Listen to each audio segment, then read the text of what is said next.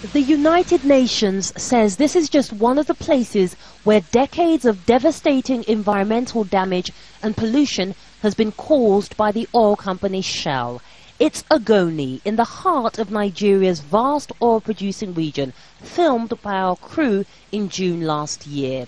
The UN report released last week says it will cost $1 billion and 30 years to clean up the mess. But local leaders say the report, which cost $10 million and 4 years to produce, is a waste of money, as it just repeats what they've been complaining about for 30 years. I feel this is quite outrageous. I think it is inhuman, and I am completely disappointed even by the reaction of the Nigerian government to say we are going to study the report and come out with something when they are saying people are dying by the day.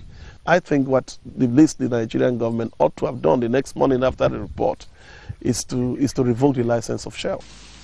But there's no chance of the Nigerian government revoking Shell's operating license because of the damage. More than 90% of the government's revenue comes from oil exports, giving oil companies like Shell tremendous political leverage. And local people say that even in light of the report, Shell, as it tries to clean up the mess, is still causing more damage and pollution to the area. Take a look at this man-made pool of crude oil. It's supposed to be part of the cleanup operation, but local people tell us it's having the opposite effect, because when it starts to rain, the pool rises and flows into the rivers and streams where many people get drinking water from.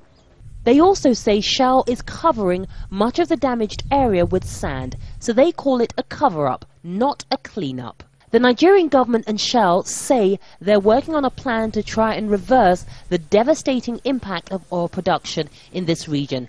But many people feel the damage to the environment will only end when Nigeria's oil does. Yvonne Dege, Al Jazeera, Ogoniland, Nigeria.